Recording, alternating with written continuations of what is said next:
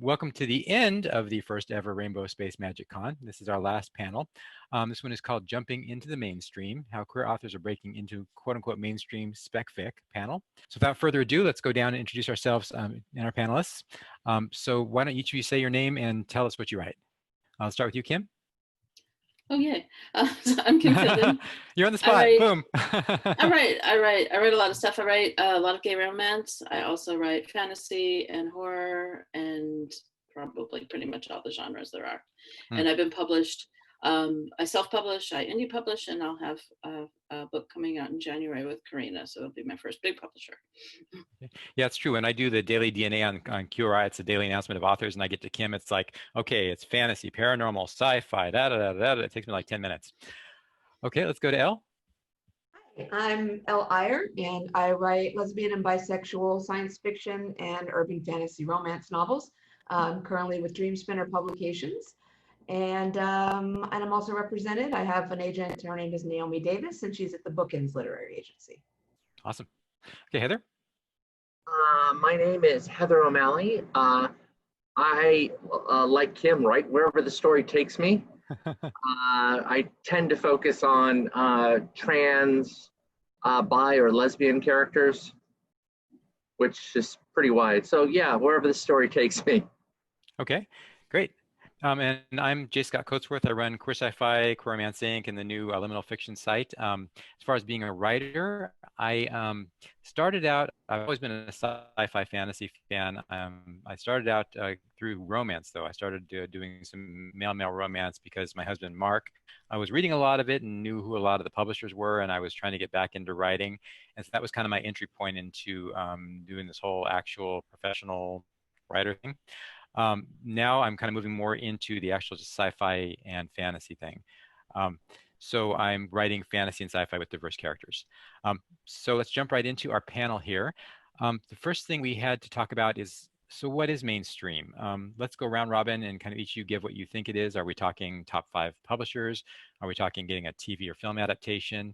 Are we talking about getting into publishing that are not primarily queer publishers, or what? So Heather, why don't we jump to you first? What is mainstream to you?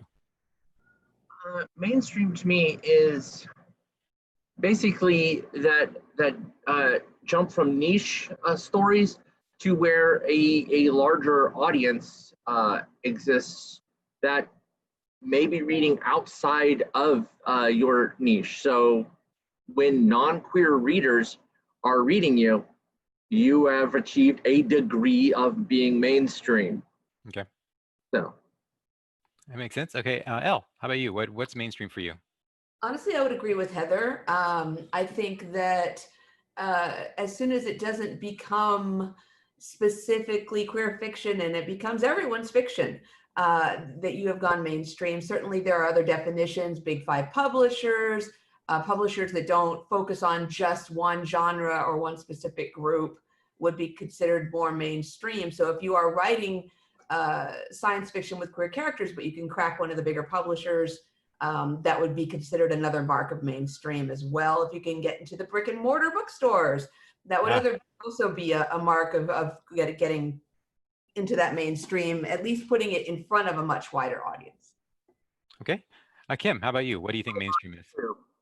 Well, I'd agree with what everybody's already said, actually, is that it's, getting outside of your narrow little ghetto, I guess, of publishing and readers and reaching a wider readership, whether it's because you're publishing with a bigger publisher, because you're getting, I always think of it as bookshelves, in a, if you were in a bookstore, would you be in this kind of hidden little corner that nobody could find, or would you be right there among all the fantasy books or the sci-fi books? So that reaching that wider group. Okay. I would say something similar. For me, it is kind of getting into the big publishers of some sort. I don't know if I would say top 5 necessarily, although that would be certainly nice. But I feel like a lot of us kind of write in this very comfortable, almost kind of a ghetto of queer fiction and queer romance, where it's very comfortable. There's a lot of great readers and writers there. People are connected. It's one of the best, I think, community genres that's out there right now in terms of everybody being kind of involved with everyone else. But it is a smaller niche. And so I think for me, it's kind of trying to break out of that, and like you guys have all said, reach a wider audience to read my books, whether it's through bookstores or publishers, or maybe the Netflix adaptation of my series. You know, fingers crossed someday. So related question, and let's go back to Kim for you to start with this one. So you particularly, what are you doing to try to reach the mainstream? What are your efforts centered around? I do a few things. I try and spread out my publishing to lots of different realms. Like I mentioned already, I've published with indie publishers. I self-publish, and now I'm publishing with a bigger publisher to try and sort of diversify where I'm publishing, because you can find readership in different ways with those. Another way is to, I guess, change how I brand some of what I write. You know, if you keep telling yourself, if you keep telling people, there's nothing wrong with writing romance. I love writing romance, but people tend to, there's a lot of readers who will ignore something if they think of it as gay romance. So to think about rebranding. So I had a book that Fred Feely and I wrote earlier this year, that it's horror, and you know, the main character is gay, and that's part of the plot, but it's a horror novel, and if I'm picturing it on a bookshelf, that's where it would be. And so I think to try and we marketed it as a horror novel rather than as something else. And kind of avoid reader disappointment if they pick it up thinking it's a pure romance. Well, that too, yeah, because when you kill off characters in a romance, people tend to get a little bit upset with you. But so there's that too. But also the hope is to, you know, there are people out there who, like, you know, they won't read romance. They have this bias against romance, and so to try and get it. But there's plenty of people out there, or then there's people out there who won't read gay fiction, but if they'll read horror, and if the characters happen to have some romantic relationships and happen to be gay, that's a way of kind of drawing them in. Easier sell. Okay. Okay. Heather, so what does it mean to you to try to reach the mainstream? What are you trying to accomplish? Well, one of the things I keep thinking about is you have books like Chris Bogelon's Transistor Radio, or even something really fun like The Hotel New Hampshire, which is a very bizarre book with very bizarre characters. Okay. And that's mainstream. Those are mainstream books that got big publishers, that got big money. There's a Hotel New Hampshire movie with Robin Williams. Ooh. Oh yeah, it's Natasha Kinski is in a bear costume for most of the show because she feels comfy in a bear costume. That's awesome. And I think about, if people will watch this, if people will read a story about, say, a trans-military veteran, or you know, some, you know, sci-fi story where the characters happen to be, you know, gay. And so I've tried to write my stories and do the best I can, and then try to market them out, which could be why I'm very frustrated with the publishing business right now. But I'm not, knowing what's out there, I'm not going to compromise myself. There's some really screwed up things out there that is mainstream fiction. So no, I'll write what I write and hope. Gotcha. Yeah, we'll cover that a little bit more later too. I think it's an interesting part of this whole topic. So Elle, for you, what does reaching the mainstream mean for you personally? What are you trying to do? Well, the first thing I wanted to do, well, I definitely want to stick with traditional publishing. Not that there's anything wrong with self-publishing, but it's the route that I chose to take. You know, so I was determined to get an agent. I have actually had 4 agents over the course of my career. Wow. My current one really gets my work, and she gets where I want to go with it. She's bisexual herself, and so she really understands where I'm coming from with the writing and with my career path. But you know, I want to also say that, you know, it's not just about what I'm writing, but it's where I'm trying to put it. And I think both Kim and Heather also mentioned that as well, in that, you know, I'm not just attending LGBTQ plus cons. I'm going to cons that teach writing, and I'm teaching writing. And while I'm teaching writing to the mainstream audience, I'm also putting my work out there. I'm going to cons that are primarily for science fiction readers, because I write science fiction. My work is 60% science fiction, 40% romance. So I am getting that work in front of a primarily science fiction audience. my characters happen to be lesbian, but it's science fiction as well, and I'm getting them to buy it and I'm getting them to look at it. So I'm making a point of diversifying where I go to make sure that my work is reaching a mainstream audience, in addition to coming out of a press like Dream Spinner, which is an LGBTQ plus press. Okay. Yeah, that makes a lot of sense. My journey is kind of similar to all y'all's. Specifically, I'm looking for an agent right now. I made the decision that I really wanted to kind of break out of the pond that I was in, and I wasn't a big fish in the small pond, but I was a decent sized fish in the small pond, with romance and then doing spec fic and romance. Um, so my work has always been a little bit on the edge of the romancy stuff. Some of it has been pure romance, but most of it's been more sci-fi with kind of romantic subplot.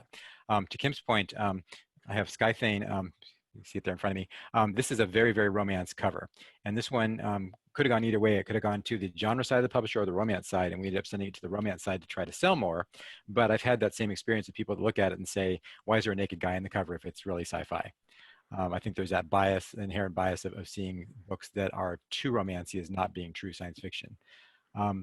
So I am in the process of trying to find that agent, and at the same time, I've taken the rights back on my books and am re-releasing them with covers that are more targeted to the sci-fi market. I've got the first set of them back here that'll be coming out in the next 3 months, starting June 10th. And I'm going to try the path of agents, and if that doesn't work out, then I will probably end up doing a self-publishing for a bit and see where it goes. But kind of feel like I'm taking control of my own destiny. So our next question. How do you get there? Do you need an agent? So this is specifically kind of an agent part of the chat. I know Elle says you have an agent, so let's start with you. Why did you make the determination to get an agent, and how did you do it? Long road, obviously, with 4 of them. You know, I did a lot of query lettering. I did a lot of conference attending. I did a lot of in-person pitching. I made it very, very clear that, you know, I was willing to do a lot of marketing and a lot of conference speaking myself. All my agents came through queries, although there were some help in there, in that I entered contests that were run specifically by, well, very reputable agencies, and won a few of those. So that didn't hurt. I also entered competitions that were run by publishers that were well known, like Pyre Publishing, and I won one of those, which again helped me put those things into my query letter and got me a lot of attention when I really needed to get that attention. That said, I sent over 100 queries before I signed with my first agent. And I will say that the second agent is a little easier to get than the first, and the third is easier to get than the second. And basically me Facebooking her and saying, hey, do you still want to be my agent? So, you know, it was easier because I had that reputation behind me that people trusted what I was doing, and that I didn't lose my agents because I was hard to work with. You know, 2 of them left the profession. 1 of them left for healthcare reasons. So, you know, we're all still friends. So I had a good, solid reputation behind it. Did I need one? I felt like I did. You can get your work into Big 5 during open periods, but you're getting your work usually into a slush pile that could last up to 2 years. It's being often read by an unpaid intern, and it may never, ever be seen by an actual editor. Whereas I know that anything that my agent turns into a publishing house is going to be seen by an actual editor, and it's going to be seen within a reasonable amount of time.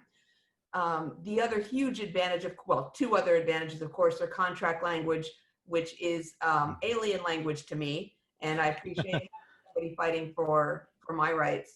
And the other one is I get a lot of really interesting opportunities that I know I wouldn't get if I didn't have an agent. For example, I've had 3 different opportunities to audition to write tie-in fiction for some very major Netflix series. And I can't give specifics, but the last one, I went all the way to the final round for that. And I would never have had a shot at it if there hadn't been that connection. So it does open a lot of doors. Okay. Heather, let's go to you. Have you tried to get an agent? Do you have an agent? Do you want an agent? Where are you with the whole agent thing? I do want an agent because I do want to try and break into the big five, especially with some of my, like some of my young adult stuff that I'm working on, because I think it deserves a much bigger market. And I've done all sorts of things. I've gone through every possible thing you can find on query letters to the point where at this point they're just a blur. And I write Yes. it as well as I can. I say, hey, I'm on these, I've got these different, publishing credits. And the more things I have gotten published, I think it makes them take a half second or so before they decide not to take me. But I've had a couple of agents get somewhat interested to ask for something follow up, and then they didn't want me. So I'm starting to get my toe in there. It's just, sometimes it's really hard to deal with the fact that you send out 100 things to 100 different agents and they're all like, no, thank you. And that can be really distressing, but then I have to remind myself, some people go through hundreds and hundreds and hundreds before they find the agent who will sell their story, and they actually make it somewhere. So it's just perseverance, I think, in a large part. Yeah, I was at the NebulaCon conference about a month ago. Curtis Chen, who's not the treasurer, he's on the board for SIFWA, and he had said that everyone that he knows who's tried to get an agent and who's stuck with it has eventually got one. So I think that's one of the things that gives me heart is like, you may take a while, but if I just keep at it and keep at it and keep at it, there's probably somebody out there that will like my stuff. Probably. Hopefully. Kim, how about you? Do you have an agent? Do you want an agent? I do not have an agent, and it's that sticking with it part that's been the problem, because I'm not particularly patient, and it requires patience. I had one book that I did send out queries, and I remember I got a response back from an agent who was interested a year after I'd queried them, and by then I'd already signed it with a publisher and the book was out, and so I've been a little bit too impatient, and because I have a kind of time-sucking day job, I haven't maybe put the time into it that I could have, and because I've been able to publish my 28th book will come out in January, 20th novel. Wow. So I've been able to publish a lot of books without an agent, but I'd really like to experience, for comparison's sake. And so it's not something I would definitely like to try, but I need to dedicate myself to putting the time to it. Okay. Yeah, I'm about 35 agents in or so, and I've got friends who've done 50, friends who've done 100. So I'm just kind of seeing where it goes. One thing I have noticed from mine, I've only had one that actually asked for pages and then ultimately didn't take it. Most of the ones that have replied that have given me some actual concrete feedback have said basically the same thing, which is that this story just didn't hook me in. So it has made me really look at the way that I write. And again, we'll talk a little bit more about adjusting yourself if you do for the mainstream, but just in terms of like, how do I hook somebody in the first 5 or 10 pages, and what am I not doing that's not doing that? I have some resources I'm going to drop into the chat. There's MSWL on Twitter, hashtag MSWL, which is manuscript wishlist. And that's a great place to check if you're looking for an agent. Agents will put in there what they're looking for on a regular basis, and you can follow their links and see if they're open for submission and what they're taking. There's a different Twitter pitch days. One of the big ones is Pitch Wars, which is also a mentoring program that then kind of rolls over into an author showcase for those that get selected, but it is hard to get into. Last year, there were 200 manuscripts that were taken and 3,500 authors entered. So it is a challenge. You have to really kind of throw things in there and cross your fingers, do your best work. And last thing is the AAR Online, which is an Association of Authors Representatives, which is a great site of different agents that will tell you their page links, what they're looking for. I don't remember if that site tells you if they're open or not, but it's a great resource for finding agents. So our next topic goes back to what we've been discussing a little before here. Do you feel like moving from where you started with your writing that you need to adjust yourself for the mainstream in any way or not in any way? This could be something as simple as your writing style. This could be what you're writing. There's chasing the market, which I never recommend, but some people will say, YA is hot right now. Vampires are hot right now, so I'm going to write vampires and try to meet the market. Personally, for each of you, do you, in going for that mainstream, have you changed? Do you want to change? Do you want to keep your voice true but tweak this? What's your take on it? Let's start this one with Kim.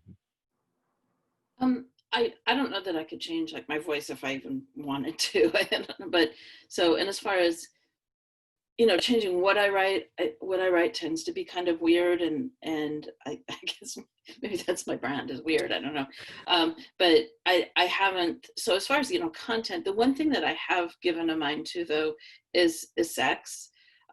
When some, not all by any means, but some of the romance I write is pretty sexually explicit, which probably wouldn't work real well in most wider market spec fic markets. So when I'm aiming for that, and I'm not necessarily always explicit in my romance either, but that is one thing I do keep in mind is how explicit I want to get and those scenes.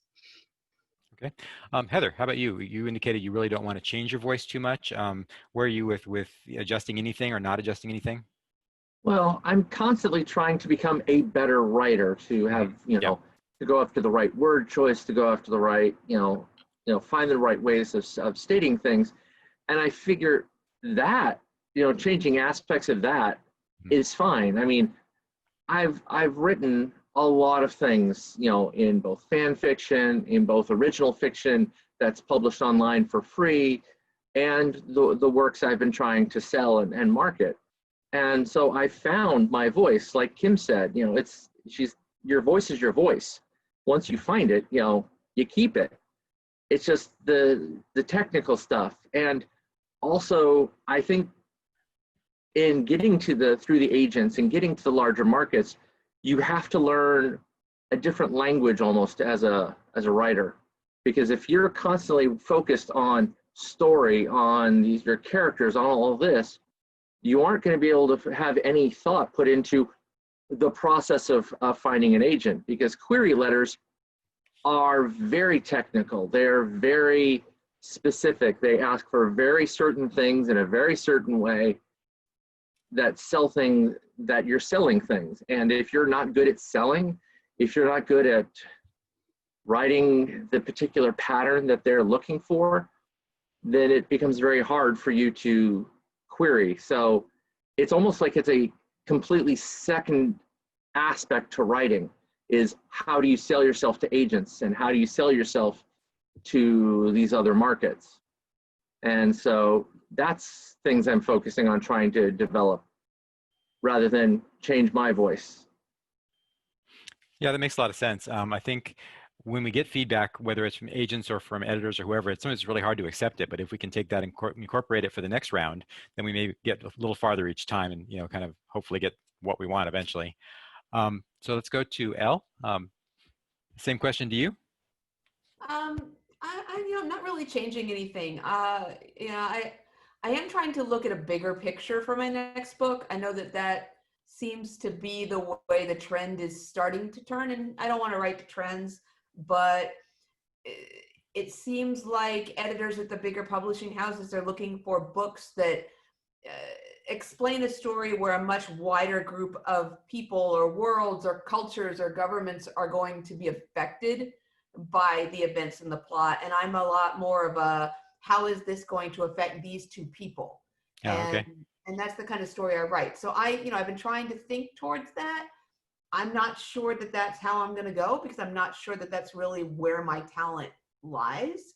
So the jury's still out. I'm still trying to see how I can make my writing style fit that need. But if I can't, I can't. And I will continue doing what I do well, and write what, comes out of my heart. And if it happens to suit the bigger picture, great. But if it doesn't, it doesn't. Yeah, the great thing now is that we have so many options. So if I have a book that I put out to agents and it doesn't make it, I've got some publishers I've worked with before I can try it too, or I've got self-publishing and I can do a really nice job and put out a great package work of that myself. So we're not as limited as we were back, 20 years ago, when you basically sent to an agent or publisher and it came back and it went up in your closet for 20 years. For me, one thing, Scott? Oh, go ahead. One other thing that just came to mind that Yeah. I have actually consciously done is, and I think it's good wherever you want to publish and in whatever market or whatever, is to remind myself that publishing is a business, and to try and be a professional about things I do. I mean, if you know, if Twitter storms in the last week can remind us of anything, that even really big public authors can get themselves in trouble by acting unprofessionally and saying unwise. Who could you be talking about? Who could we be talking about? And harmful things. So you know, I think your reputation gets around if you're not even just how you interact in social media and readers, but how you interact with editors and other people, I think is really important. So I think wherever you're going to publish, I think it's hard because our emotions get so caught up in what we're doing. Writing is an emotional thing, but I try really hard to be professional about it. Yeah, I'd like to jump on that one too a little bit.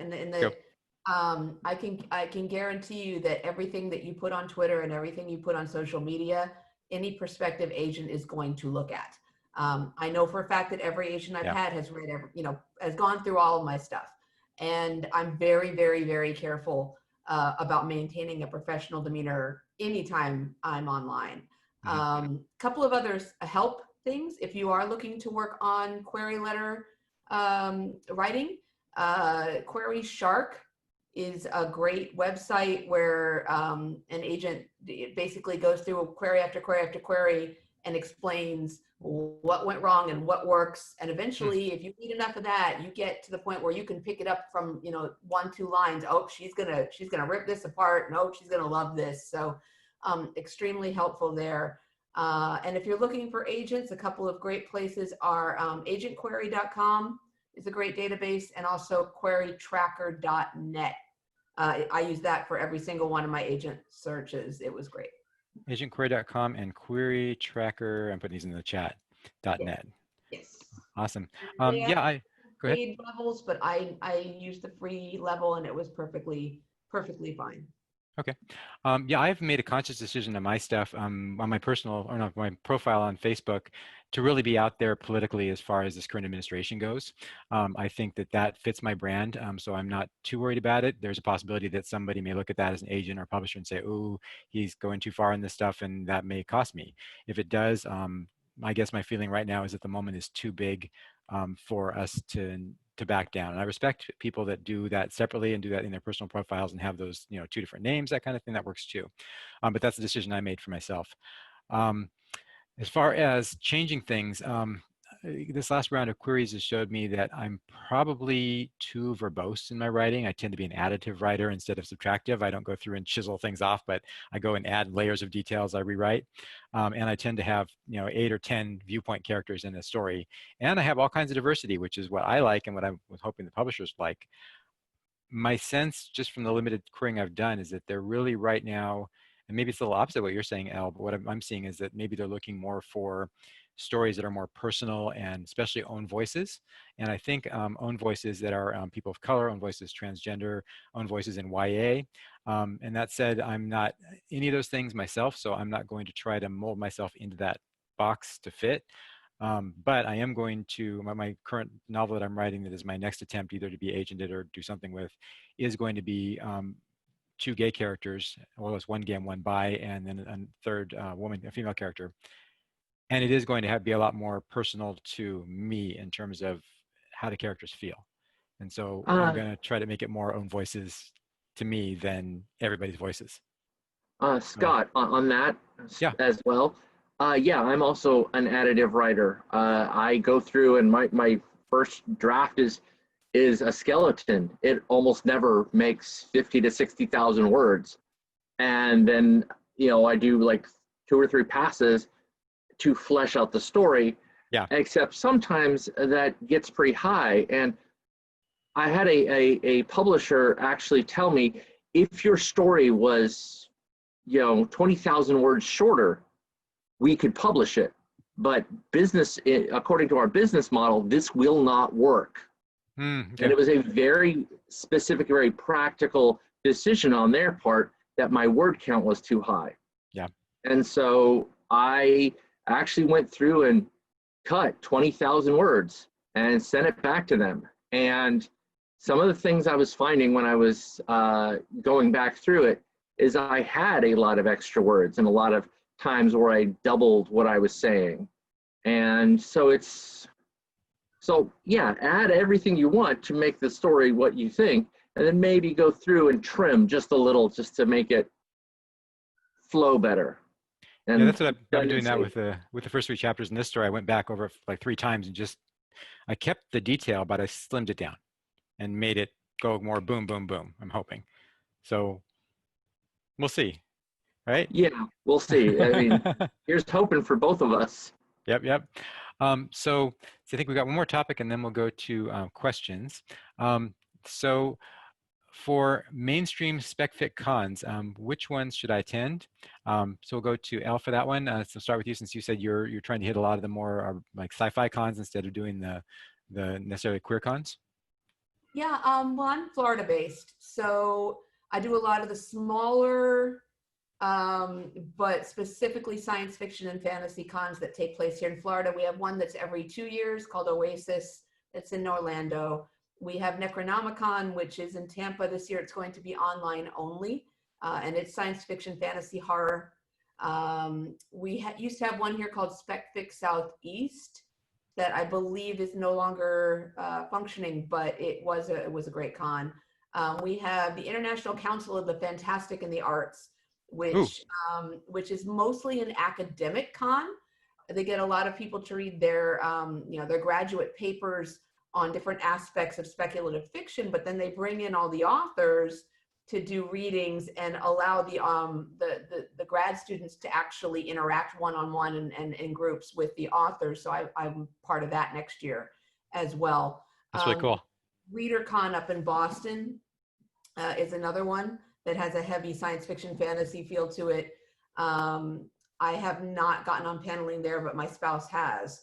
So, it's gotten, I tend to stick to the East Coast because that's where I am, but there are certainly a lot. I'm sure if you look around, and then I do other cons as well that are just writing related.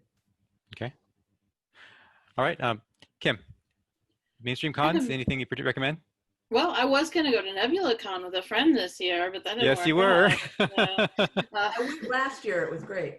I haven't actually been to a lot of non-romance cons. I've been to one BentCon before it exploded, imploded, whatever it did. I went there one year, and it was actually fantastic. We sold out of books, so that was it. Was that Los Angeles?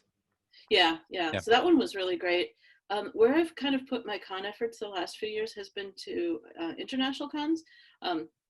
I've been lucky enough to have a fair number of books in translation, and so I've been to Salon Livre in France, in Paris, and the Leipzig book fair. And in both cases, I mean, the response was phenomenal. I mean, we pretty much sold out of books in both of those, but just to get to interact with readers in other countries has been a really great opportunity. So I unfortunately have not gone to a lot of spec fic ones in the US. You were going to go to Paris this year, weren't you, before the whole COVID thing? Yeah, I was there the last couple of years, and it was just fantastic. It was kind of overwhelming. It's absolutely enormous. I mean, it's this huge space, and with booksellers from all over the world, and sometimes, I mean, the crowds are so thick you can't even get to the bathroom because the crowds are so thick, and so it's kind of exhausting, but it is a fantastic opportunity. Okay, awesome. Heather, how about you?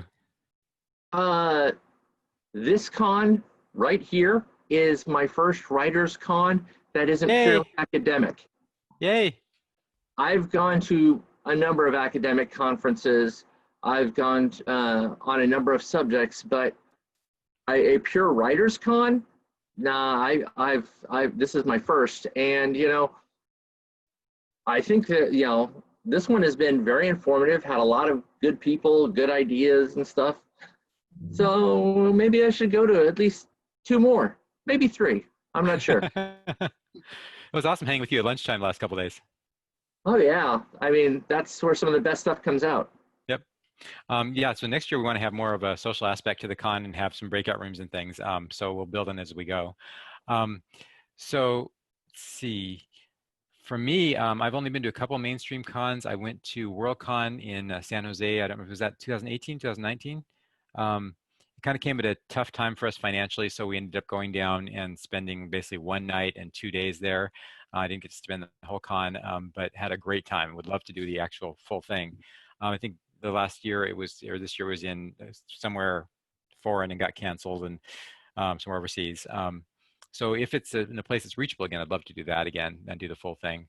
Nebula Con, again, a friend of mine was going to go with me this year, and that didn't work out. But I did, I had first canceled, and then I was at the SIFWA board meeting, and they were talking about what they were going to do with the virtual con and how they were going to have those kind of breakout social rooms. And so I ended up signing up for it and doing it, and it was a really good experience. I kind of wish I'd blocked out more of my time for it, because I did kind of treat it as some panels between laundry, as some of our earlier panels have said. And so I didn't really get the full con experience that I could have done, but that's kind of a hazard of doing these things virtually and at home. You know, there's always this stuff that you've got to deal with while you're still here. So let's take some questions. We've got a couple here in the Q&A, and then I have a couple backups if we need it for more time. So the first one is from Chloe Spencer. Chloe, I think we've answered the first part about how do you find an agent in querying. But the second part of the question is there something essential to include in a query letter?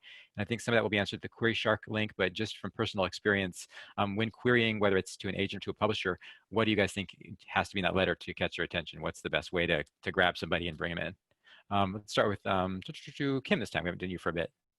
I don't know that I'm the best person to ask, since I don't have an agent, but I know it's worked with publishers, and I think you've got to get them in that first sentence, and you have to edit and re-edit that thing kind of obsessively, because that's all they know about you is what's in that letter. And however fantastic your book is, if you've got something that's poorly worded or is wishy-washy, you've already lost. So that's what's worked with publishers. I don't know about editors. Okay. Yeah, I think it's important to run it by a few people too. And I had ones that I was doing for some of the Twitter events, and I had like 6 or 8 scheduled tweets, and I ran them past my friends and said, what do you think? And they told me their favorite ones and what they thought was wrong with the other ones. So get a few eyeballs on it of people that, I mean, it's great if you have agent friends, it's even better, but some people that can give it some honest feedback. Okay, Heather, how about you? I've noticed that, you know, when they want to know your writing history, they do not want to know every single thing you have ever published, ever. You know, so hit the highlights. Like for me, I have a published, you know, novel and a nonfiction book as well. So I would list my novel. Not worry about the nonfiction book because it's self-published on Amazon. They're not really going to care about that one. But the fact that mine, you know, sold well and for like 3 months was the #1 seller on Amazon, you know, back in when it came out, that's something they will actually care about. So if you're listing your publication history, list things that had an impact, list things that they might have heard of, at least if it's like in a magazine, they might have heard of. And so don't drown them in too much, you know. Brevity is the soul of wit, which I clearly lack. Wait, so you're telling me, so the contest that I won in 5th grade at the University of Arizona with my crayon illustrated sci-fi story, that should not be included in my query letter? Perhaps not. All right. I mean, it's awesome, and keep that trophy because, dude, that's cool. But perhaps not mention it. Okay, give me a second. I got to take that out. Okay, Elle, how about you? What are the secrets? You've gotten 4 agents. So what are the secrets of the perfect query letter? Well, I mean, in the body of the query, the basic 3 things, you're going to have 1 paragraph that's going to give an overview of the plot. You're going to have 1 paragraph that's going to give us an idea of who the major character or characters are. And you're going to have 1 paragraph that establishes the stakes. You know, what does that character have to gain or lose? What does that character want? But you don't give away the ending, because the goal is to entice the agent to ask for those pages. So you never want to give away the ending. You don't want to mention 20 characters, even if your book has 20 characters. You don't want to mention the B plot lines.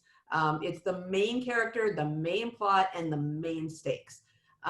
When you're talking about your intro and your closing, your intro should, you know, and there are different structures you can use, but mine was always, you know, why I chose this particular agent to contact, my genre and my word count, and make sure that your word count meshes with what is standard in that genre in traditional publishing. Make sure it's not overly short or overly long, because they're going to put it down probably immediately. How do you find that out? There are places you can just Google standard word counts and by genre, and it will tell you. For example, sci-fi is, I believe, like 85 to 105, 110,000 words. Mine all come in around 90 to 95,000 words. And then in your closing, as Heather said, you know, give me a couple of highlights of things that you've accomplished that are noteworthy. If you mention a contest, make sure that it's a contest that's at least statewide and preferably national, that you have won, not honorable mention, not placed, but won.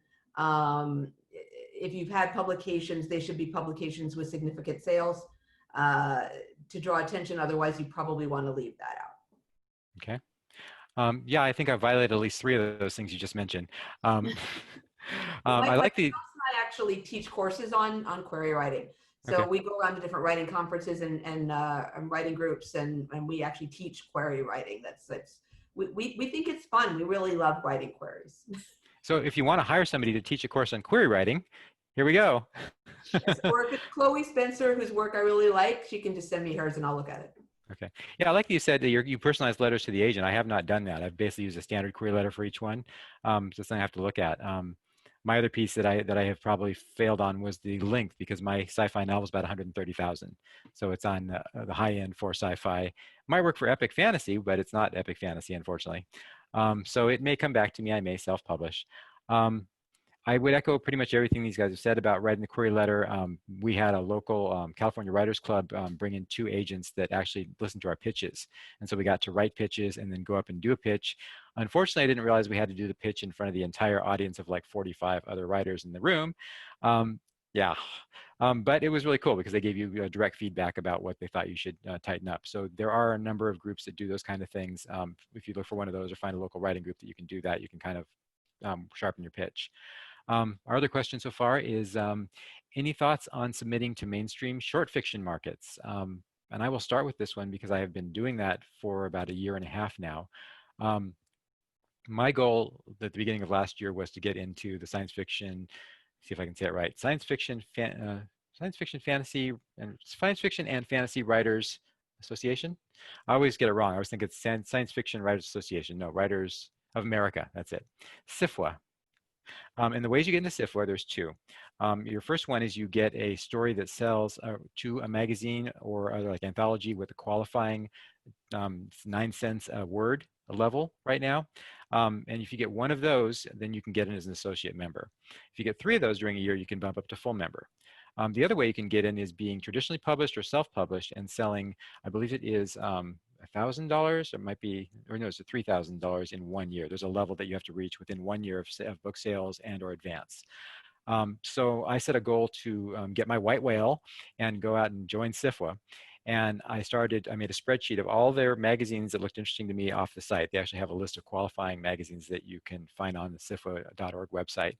And then just on my spreadsheet, put what they were looking for category genre-wise, what they were looking for word count-wise, and any other notes I could find about them. Some require you to submit a doc file, an old Word file. Some require the current format or don't care. Some require that you submit blind. They don't want anything in your manuscript to identify who you are. So it's really important that you kind of are very clear on each magazine of what they're looking for, because if you violate one of their things, they may just kick your story out because they get 100 stories or 150 a month. And then you just start running them through. I visualize it as like a pachinko machine. Do you guys remember those? My grandma used to have one in her back room.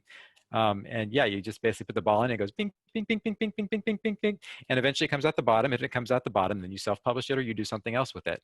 I did that with 4 stories to start with, and I sold 2 of them in the first year, which is, yeah, I mean, I was like, dang. So, it can take a lot longer than that, but you just are persistent. And then in this current environment, you can actually take and use all parts of the beast and do your own thing with them later on if they don't sell. Have any of the 3 of you done anything with selling short stories in the sci-fi spec fic market? My spouse is heavily published in the short fiction sci-fi markets. And he's here. What is the website that you use? Is it Duotrope? No. Submission Grinder. Hey, Jose. Okay.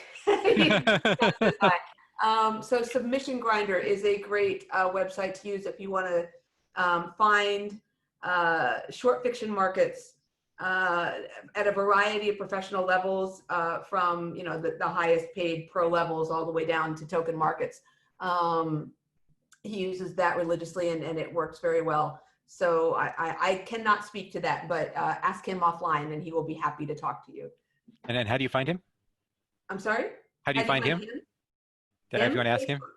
Find him on Facebook. Okay. Or Twitter. Okay. Let's see. So how about you guys? Have you had any experience submitting to magazines? I've submitted several things to small publishers and never really got picked up. But, again, it's, read the guidelines, read them again, and then maybe make sure you follow the guidelines because, yeah, like Elle said, they get a lot of these things. And so if you miss any detail, they're going to throw you out because clearly you did not read the guidelines, which right. they are very painfully clear as to what they're looking for, how they want it presented, and they get too much to screw around. And so if you can't do what they ask, you're gone. Right. And it's the same thing for the agents because every agent has slightly different guidelines and you can find those on their websites, but it's kind of the first test to see if you can follow directions and if you're going to be an easy client to work with. Right. So yeah, read the guidelines is basically the mantra for everything. Yeah, is it 10 pages? Is it the first 3 chapters? Do they want it in the email? Do they want a separate Word document? Yeah, they're very specific, I've found. Do they have a particular font they like? Do they have a particular way their pages are set up? I mean, each agent I went to, was very clear on these things if you searched their site. Yeah. Because, their submission section gives you one set of things, but then you also need to read the agent description because the agent description is going to give you another set of things. So, these people want you to have done your work before they're going to represent you. And if you can't do that much work, they don't really care. Yeah. Now, pro tip, always put your manuscript in either Papyrus or Comic Sans because they love that. I like to alternate the two. Yeah, there you go. No, do not do that. Wingdings is also popular. Wingdings, yes. I actually had an author submit a story to us in the Flash Fishing contest in binary code. And it was kind of a joke that he did it, and I actually figured it out and translated it, so it was cool. Anyway, we're about at the end of our time, so really quickly, where do people find your work? Let's start with Elle. Pretty much everywhere. Amazon, barnesandnoble.com, booksamillion.com, target.com, and hopefully next spring in actual bookstores, which I'm very, very excited about. Okay, and do you have a website? I do, elleir.com. Okay, Kim, you. I'm on all the major books, Amazon, Smashwords, Barnes & Noble, Target, all of those. And I'm actually in some bookstores, hopefully in some more soon. And I have a website where you can find links to everything. It's kfieldingwrites.com. Okay, Heather? My stuff's available on Amazon right now.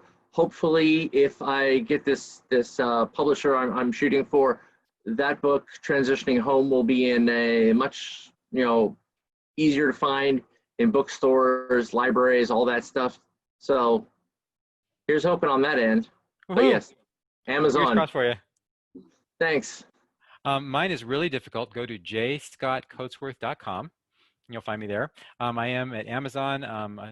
My books are kind of scattered around there, but most of the major vendors. My 2 major trilogies right now are going to be going temporarily out of print and then be re-releasing 3 of them over the next 3 months. And then the Oberon cycle will release after that. So by Christmas time, all of my sci-fi 2 trilogies will be back out again. So that's it. A couple things here to clean up. We did have a little more content. We've got a list of some mainstream writers that do queer speculative fiction. We'll go ahead and post that in the Facebook group. And I will take some of these links that we put out and put those in the Facebook group as well. Thank you guys so much for coming. This was a fantastic panel. I really enjoyed it. And this is the last one of the show. So thank you all for coming to this. We are hoping to do this again next year and do it bigger and better. We put this whole thing together in about 2 months, which was super fast for us, although I understand some places have done it faster. But we had a great time with you all. So thank you so much for coming, and thanks, guys.